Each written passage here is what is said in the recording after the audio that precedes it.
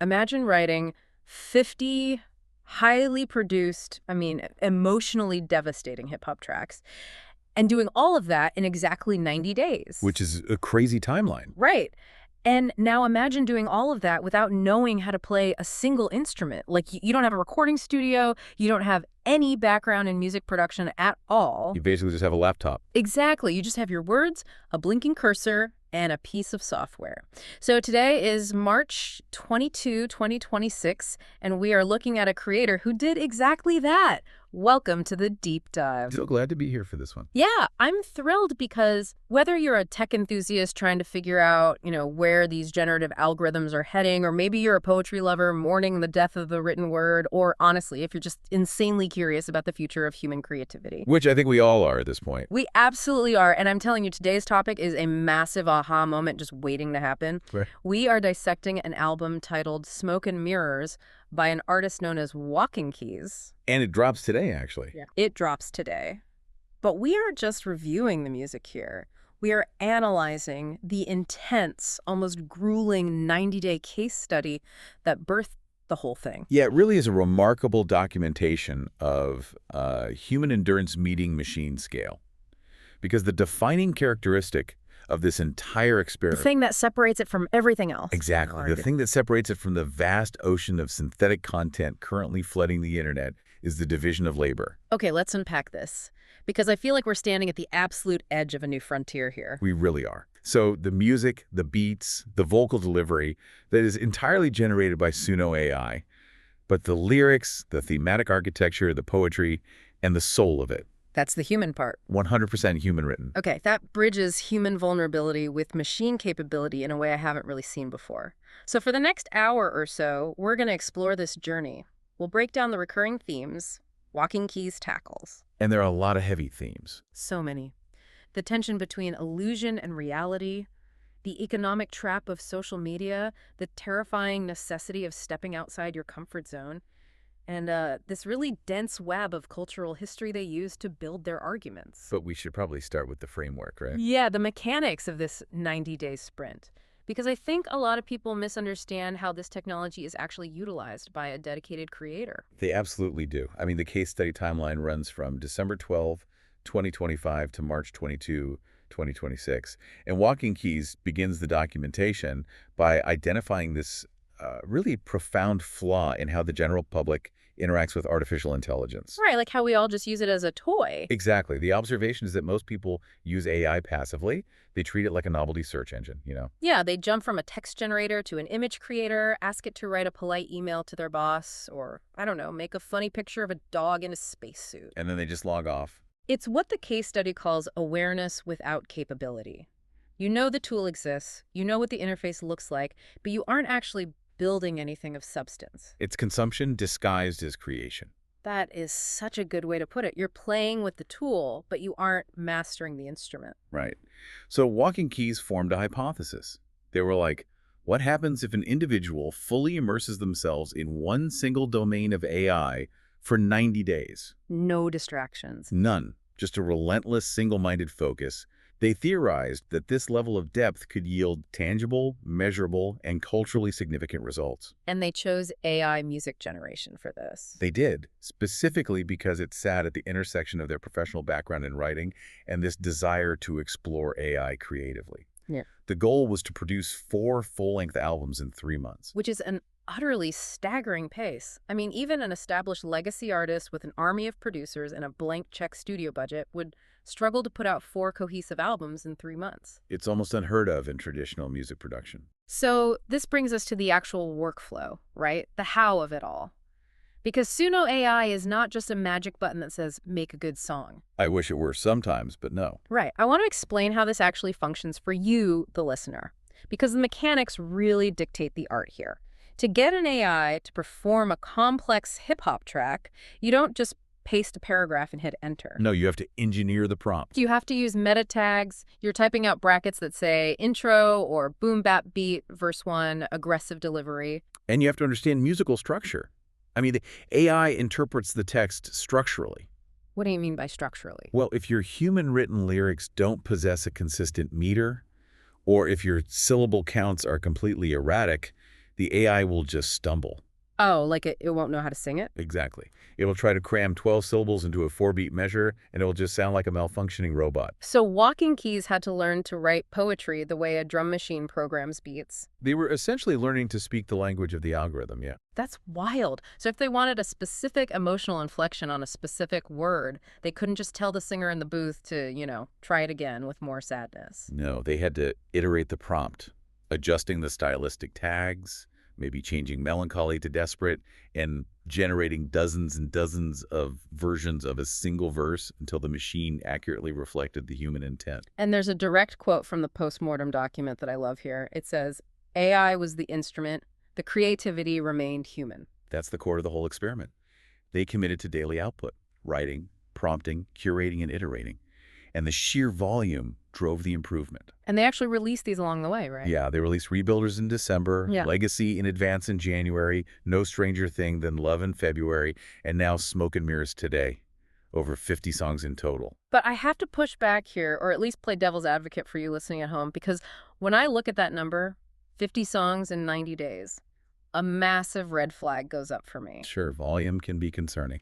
Doesn't flooding the market with 50 AI-produced tracks just contribute to the exact same digital noise and algorithmic content fatigue that this artist is supposedly protesting against? I see where you're going with that. Like, are they not just adding to the pile of synthetic garbage we all have to wade through every day? It's a highly valid critique, and honestly, it is the central friction point of generative art right now. Because it's so easy to make. Right, if the cost of production drops to zero, the volume of output approaches infinity, and value theoretically plummets. Exactly. However, the distinction Walking Keys is making relies entirely on the point of origin for the ideas. Yeah.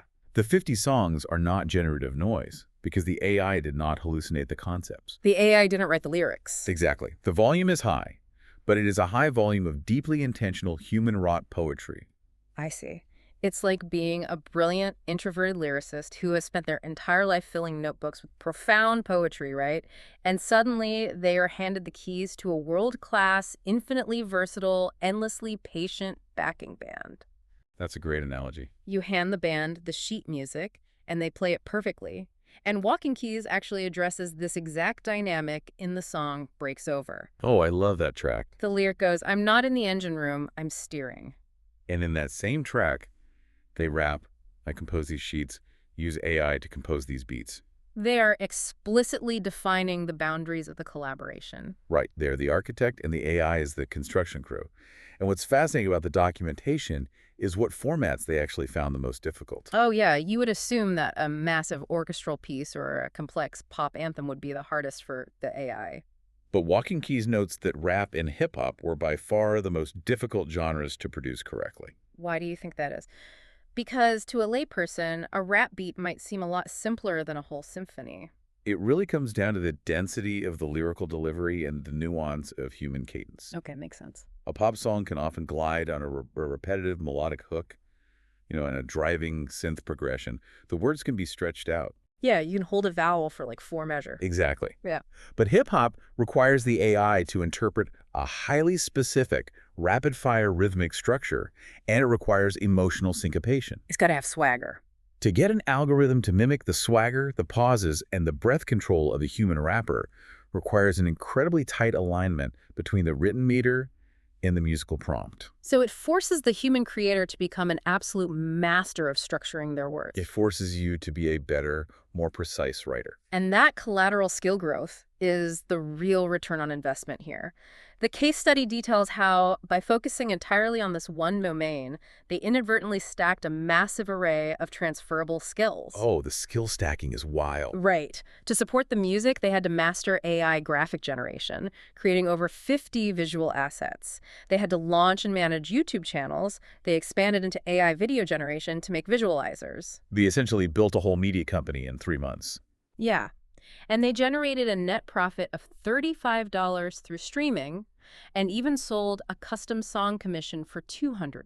So they proved a commercial viability however small the initial footprint was. But you're right, the true value isn't the $35. It's the architectural knowledge of how to operate the machinery of the new internet. But the method of creation, as fascinating as it is ultimately just the delivery mechanism. Right, exactly. What elevates this entire 90-day experiment from a clever tech demo to actual impactful art is what Walking Keys is saying with this newfound voice. So let's dive into the core theme of this final culminating album, illusion versus reality. The thematic weight of Smoke and Mirrors is immediately apparent before you even press play. It is established aggressively through the visual design of the album cover itself. And it's a very striking cover. It really is. I want to paint a vivid picture of this cover art for you, the listener, because it perfectly encapsulates the entire philosophy we're about to dissect. Go for it. Imagine a dark, moody, almost oppressive background.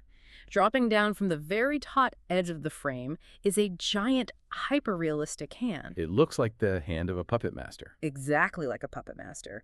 And from its fingertips, thin, taut marionette strings drop straight down, and they are perfectly manipulating the title text, Smoke and Mirrors. It instantly establishes this narrative of unseen control. I mean, the puppet master isn't showing their face. They're only revealing the hand that pulls the strings. Right, and directly beneath that manipulated text, right in the center of the image, is a massive pile of books.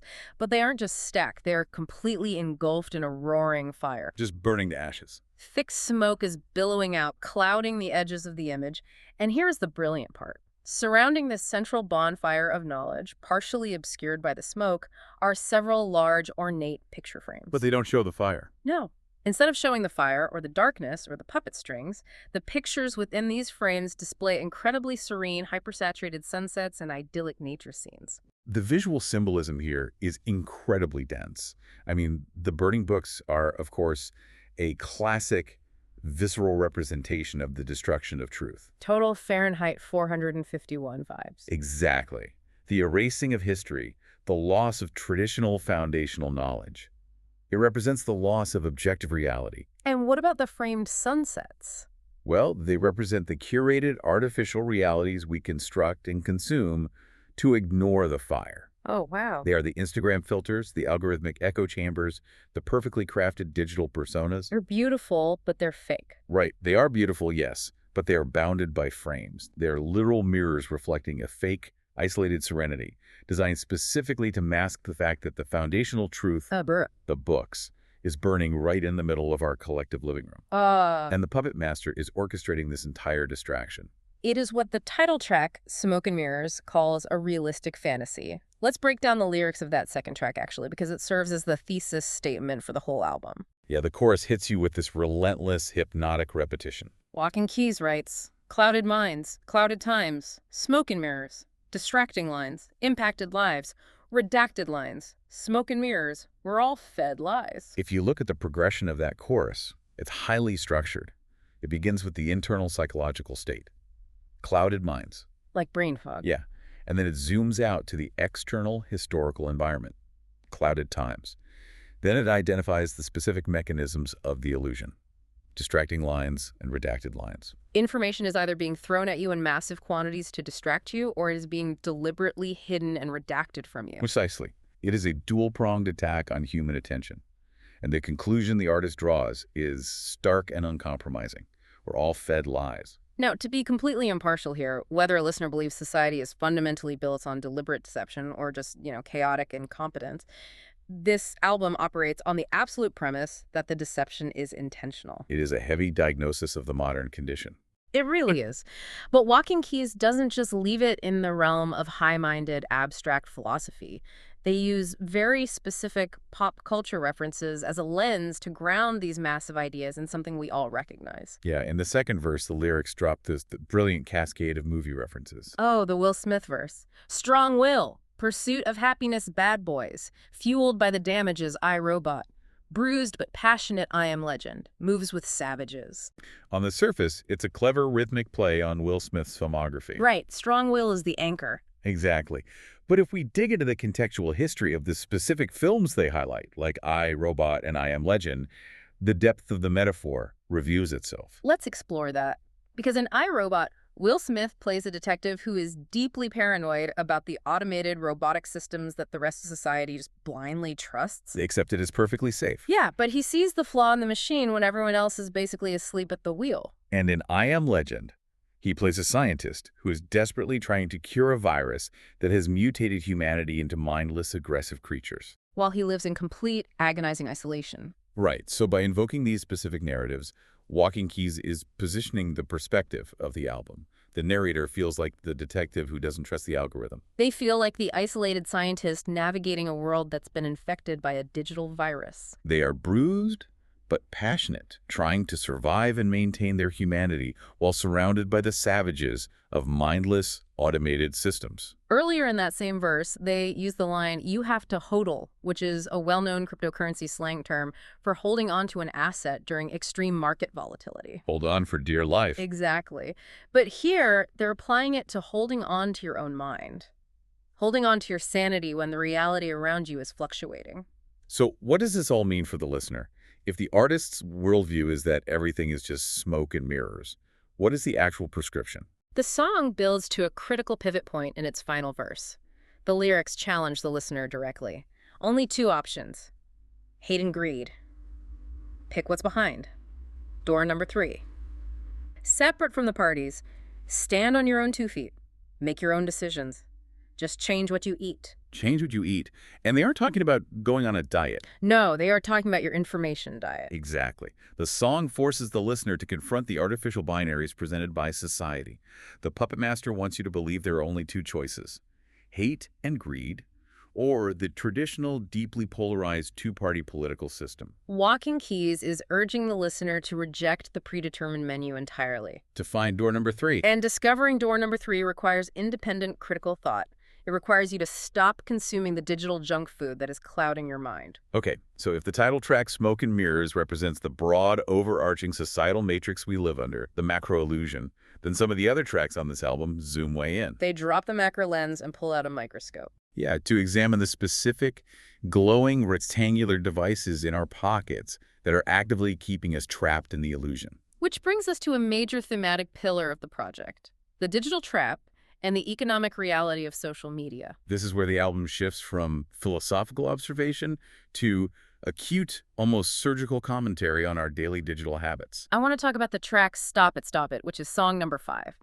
The setup for this track is phenomenal. It begins with the spoken word skit introduction. It sets the tone perfectly. A voice asks the audience to raise their hand if they have ever received a negative comment online.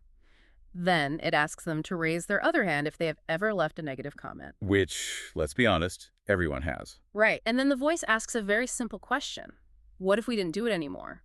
And right on that line, the record scratches, the beat drops incredibly hard, and Walking Keys unleashes this aggressive, relentless attack on the internet troll ecosystem. The chorus functions as a direct, almost parental command. Just stop it. You brains on rod, kid.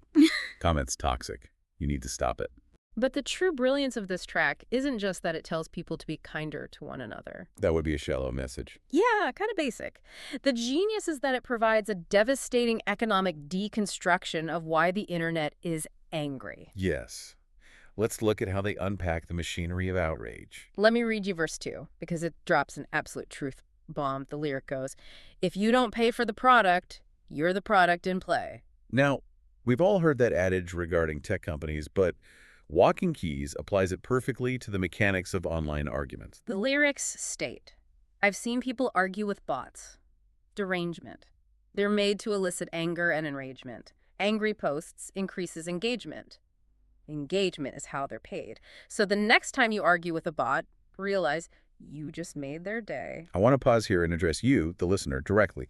Think about the last time you were scrolling on your phone and you saw a comment that was so ignorant, so politically infuriating, or just so blatantly wrong that you felt your heart rate actually spike. We've all been there. Think about the physical sensation of your thumbs flying across the glass screen to type out a multi-paragraph reply to completely destroy this stranger's argument. How did you feel in that moment? You probably felt righteous. You felt like a warrior for truth.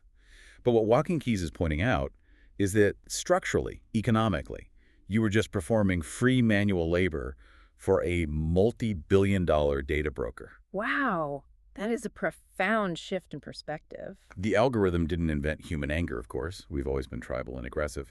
but the algorithm industrialized it. It monetized our deepest evolutionary triggers. The song uses a line later on saying you are producing data like produce to sell. When you argue with a troll, or worse, an automated bot designed specifically to aggregate your emotional response, you are the product on the assembly line. It reminds me of the John Carpenter film They Live. Oh, great movie. Right, where the main character puts on a pair of special sunglasses and suddenly sees that all the glossy billboard advertisements actually just say the word obey in stark black and white. Yes. Walkingkeys is handing the listener those sunglasses.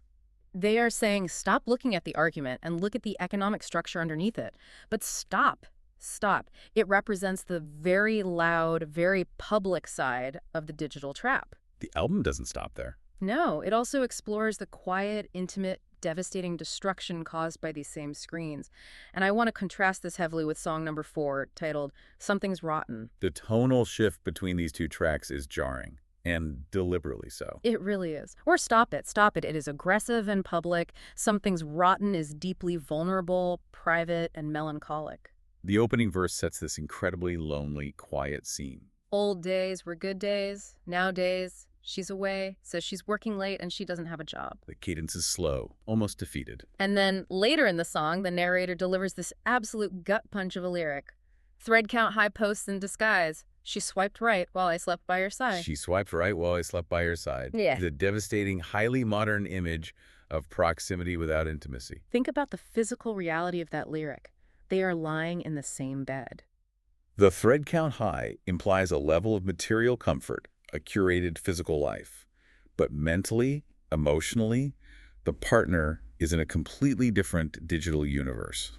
She is seeking validation from the algorithmic slot machine of a dating app, while the physical human being next to her is literally asleep. Here is where it gets really interesting for me, just on a conceptual level.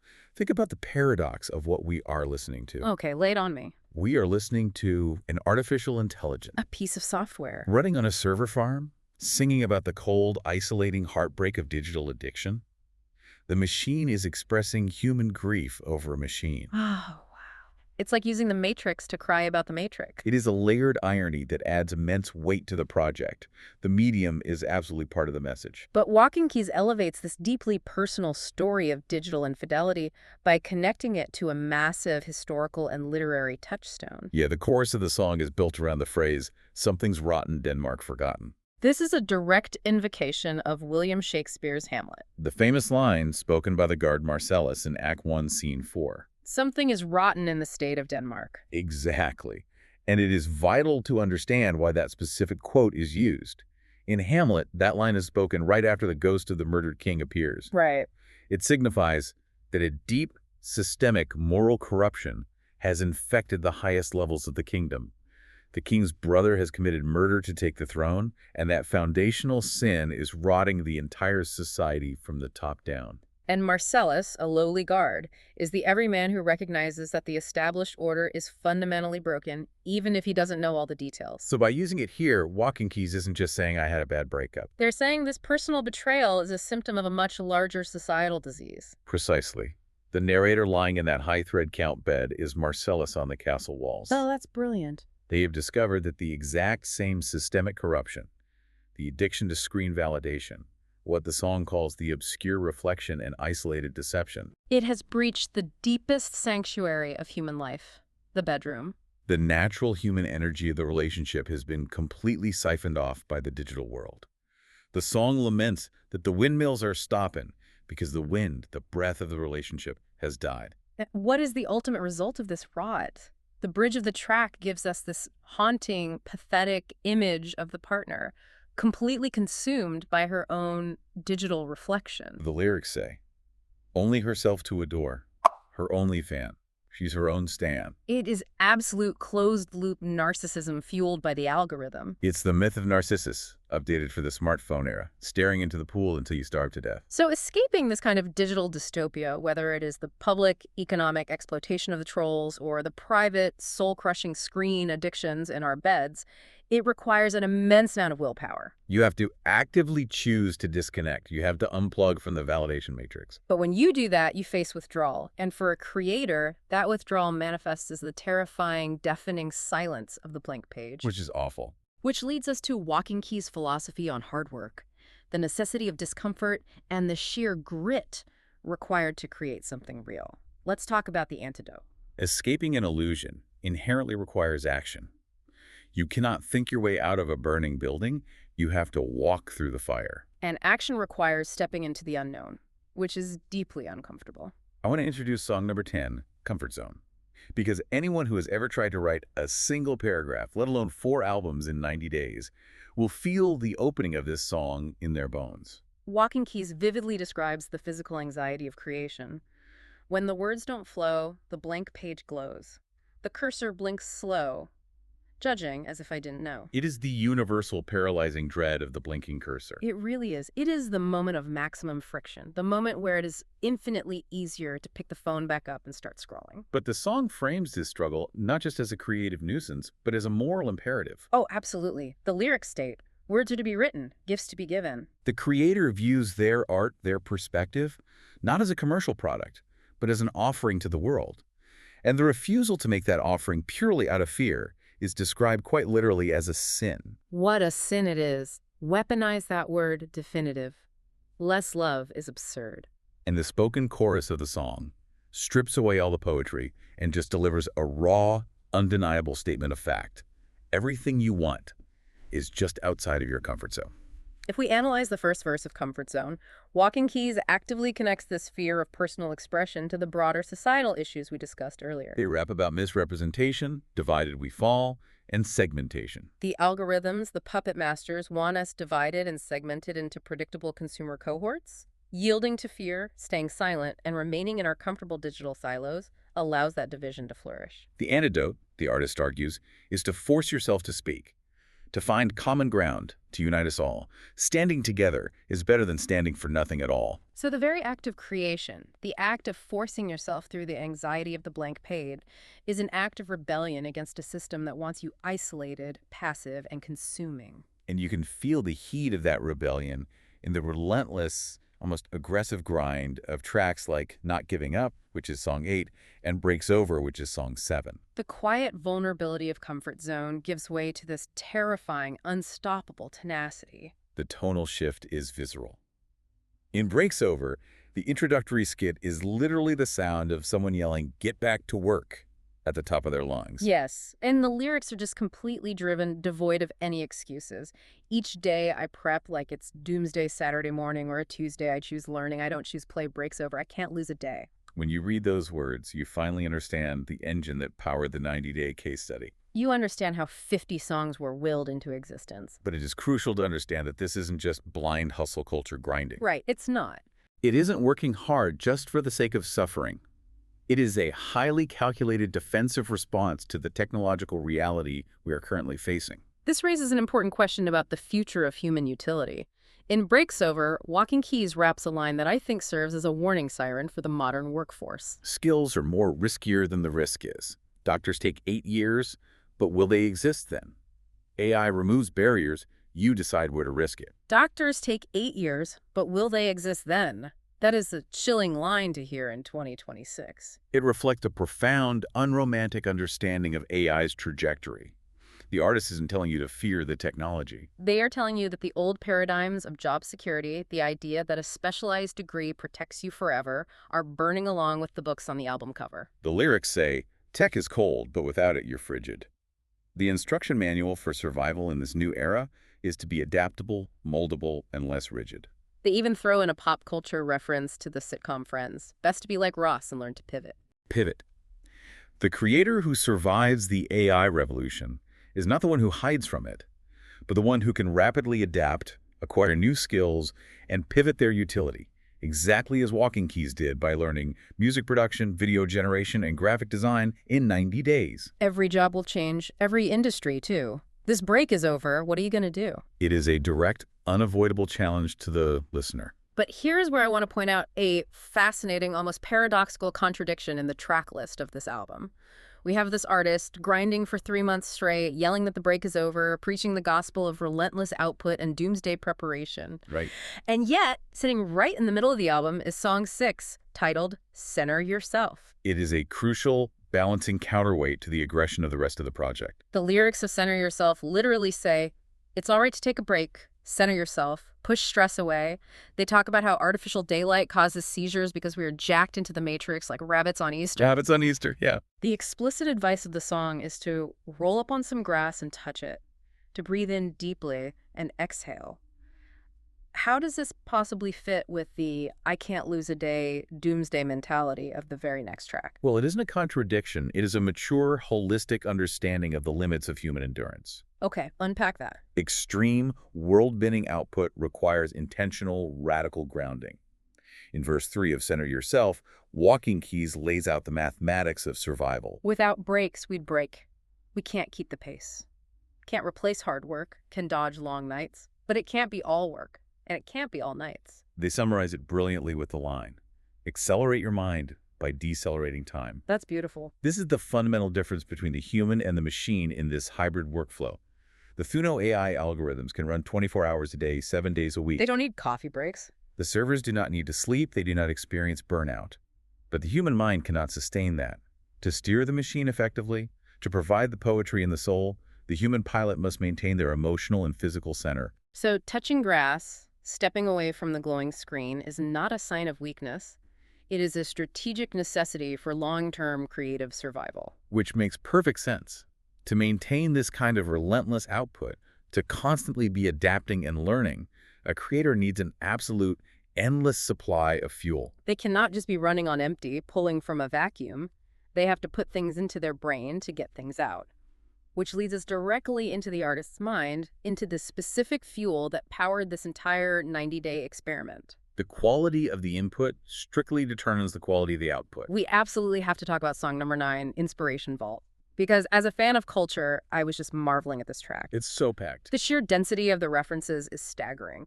It is like walking through a museum of pop culture, music history, and cinema on fast forward. It is a rapid-fire homage to everything that sparks the artist's imagination. It serves as a literal audit of the creator's mental library. It shows us exactly what they're reading and watching when they aren't writing. Let me just list some of what they cram into this single song because it is wildly diverse. Please do. We get references to jazz legend John Coltrane's Blue Train. We get Snoop Dogg. We get rock gods, Led Zeppelin crashing into the houses of the holy. You get Jimi Hendrix. They give a massive, respectful shout-out to the foundational architects of Atlanta hip-hop, Outkast, Sleepy Brown, Rico Wade, and Ray Murray of Organized Noise. And then the song pivots entirely to movies and television. Yeah. They reference the 80s martial arts cult classic The Last Dragon, Schwarzenegger's Commando, the post-apocalyptic Waterworld, The Matrix. Jim Carrey's manic version of the Riddler, the paranormal investigations of Mulder and Scully in the X-Files. And they dedicate a whole section to the Apple TV show Ted Lasso.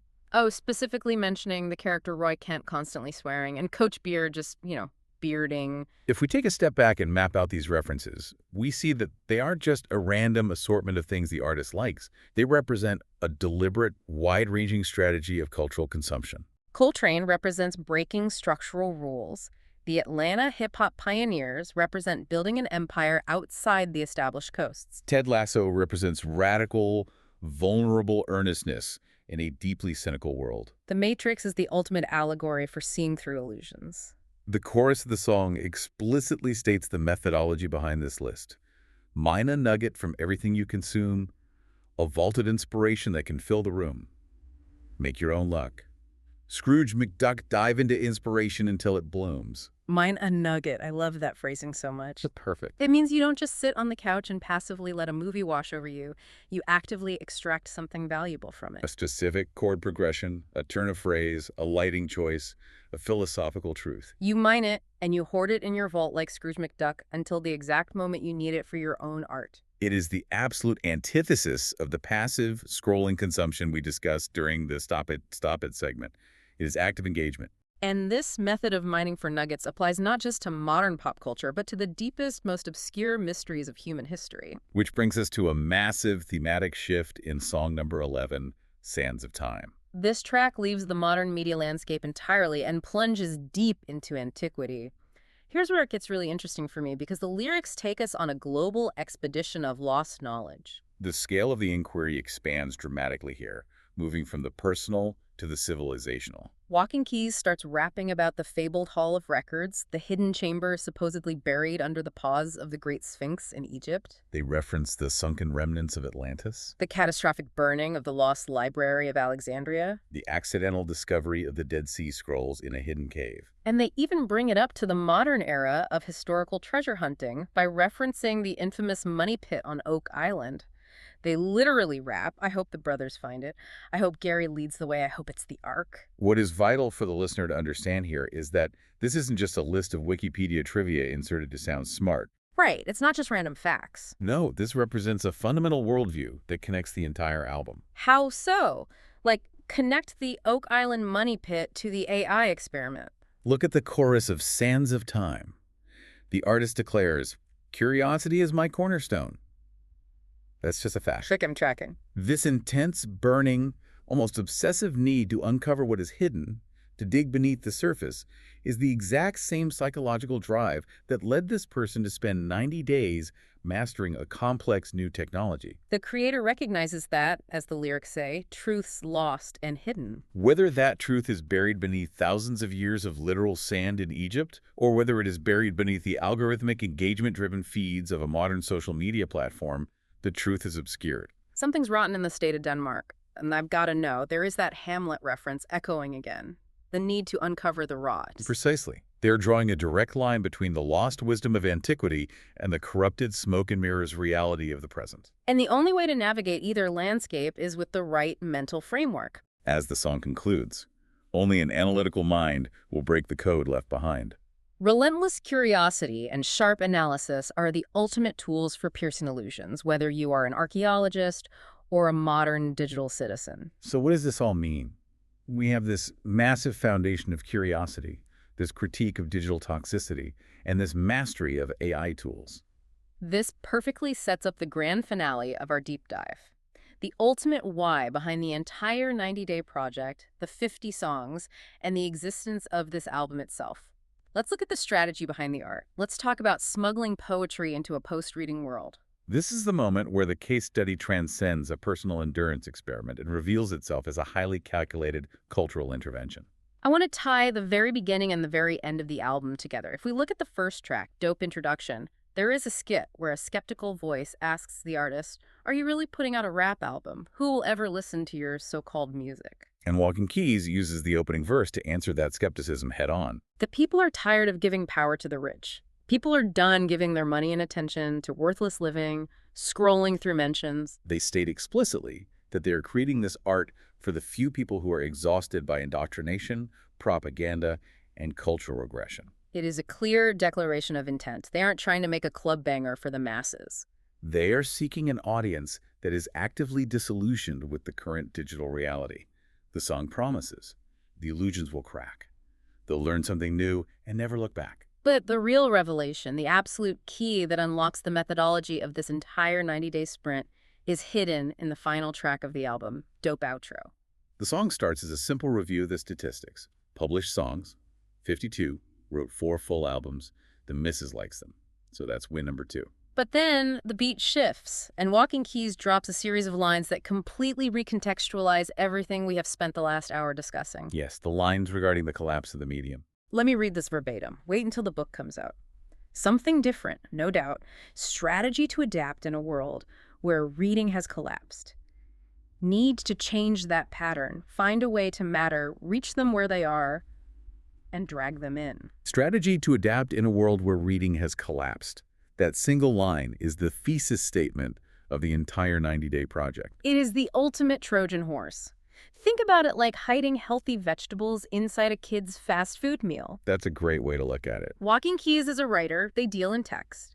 But they recognize that we live in a world where attention spans have been completely fractured by 15-second videos and endless scrolling. The harsh reality is that the vast majority of people will never sit down to read a dense, 300-page book of profound, human-written poetry about the economics of social media trolls, or the philosophical dread of the comfort zone. Or the lost Library of Alexandria. They simply will not do it. The medium of text, while beautiful, is rapidly losing its cultural primacy as a mass communication tool. Right. But if you take those exact same profound, heavy words And you use an AI to wrap them in a meticulously crafted, perfectly produced hip-hop beat that absolutely slaps. You completely bypass the audience's cognitive barrier. You reach them where they are, in their headphones, on their Spotify playlists, and you drag them in. You are smuggling dense human truth inside a synthetic, highly consumable audio package. And if we connect this final lyrical revelation back to the executive summary of the actual case study document, we finally see the true return on investment. The ultimate success of these 90 days was not the $35 in streaming profit. No. It wasn't just proving that a guy with no musical background could force Suno AI to make a rap song. The success was discovering a new, highly effective delivery mechanism for human thought in an increasingly synthetic, visually and audibly driven world. AI didn't replace the artist. It gave the poet a megaphone. It gave them an entire radio station. It allowed a writer, someone who deals strictly in the quiet text of the mind, to immediately translate their work into the dominant, loud currency of modern culture, audio and video. It is what Walkingkeys calls sound design theater in the outro. In that same outro, they admit, I write songs for me, not y'all. It's personal therapy, a curiosity feeder. They undertook this grueling experiment to figure out the technology for themselves to satisfy their own relentless drive to uncover the truth. But in doing so, they have laid out a massive, undeniable blueprint for anyone else who is willing to put in the work. They have definitively proven that the barrier to entry for high-level multisensory creative expression has effectively dropped to zero. The tools are available to everyone. The only requirement now is that you must bring the human element, the soul, the perspective, the poetry, and the intent to the table. The machine cannot generate the why. No, it can't. Which brings us to the end of our deep dive today. And what an incredible, sprawling journey it has been. We've gone from the raw mechanics of a 90-day experiment blending human lyrics with AI production through the heavy societal themes of digital illusions and the toxic, outrage-driven algorithms in our pockets. We've explored the terrifying necessity of the blank page and arrived at this ultimate brilliant strategy of preserving human curiosity by smuggling truth into a distracted world via AI-generated music. It is a remarkable testament to what focused, intentional, active use of technology can achieve, as opposed to passive consumption. But it leaves us with a lingering, highly provocative thought to consider as we sign off. Lay it on us. We've just spent the last hour exploring the deep, vulnerable human soul poured into an AI-produced album. We have seen how a single, focused 90-day deep dive completely transformed one person's ability to broadcast their poetry and their worldview to the masses. If that is the sheer scale of what one dedicated person can accomplish in 3 months, what happens to our culture? When millions of people realize they can stop being passive consumers of AI and start using it as an instrument. Oh, wow. What happens when an entire generation uses this incredible technology not to generate more noise, not to build more smoke and mirrors, but to deliberately shatter the illusions entirely? Will this hybrid of human vulnerability and machine scale become the new baseline literacy of the 21st century? That is the question of the decade right there. The tools are already here. The magic trick has been fully revealed. It is now just a matter of who is willing to step outside their comfort zone, face the blinking cursor, and actually use them. Thank you for joining us on this deep dive. Take a hard look at your own daily digital habits today. Question the beautifully framed illusions around you, and maybe, just maybe, see what happens when you decide to steer the machine yourself.